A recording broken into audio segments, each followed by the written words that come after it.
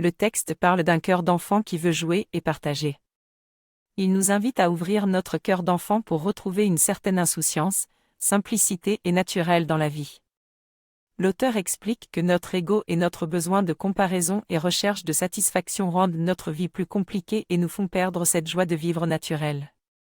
Cependant, de temps en temps, nous pouvons retrouver cette simplicité et cette joie d'être grâce à des moments de contemplation ou de partage avec des enfants par exemple. En restant ouvert et accueillant, il est possible de laisser passer les difficultés de la vie au lieu de leur résister. L'auteur considère que ces années de crispation et de volonté étaient inutiles. J'ai appris l'importance de la conscience et de l'individualité dans notre vie spirituelle. Il est nécessaire de revenir à zéro pour découvrir ce qui est spécifique à chacun et de ne pas tomber dans une spiritualité absolutiste qui ne reconnaît pas la singularité de chaque individu.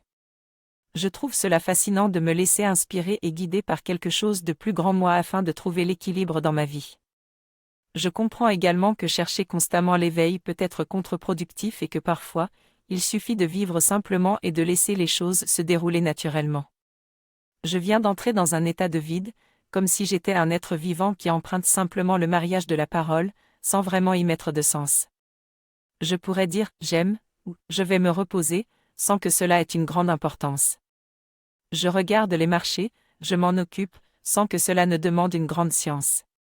Je vis ma vie, normalement, sans rien faire de spécial pour l'éveil. J'ai bien compris intellectuellement qu'on ne peut rien faire volontairement pour l'éveil, et que je n'ai pas de clé ou de code magique pour cela. Mais ce soir, il y aura 3 cavaliers qui viendront essayer d'aller au litard.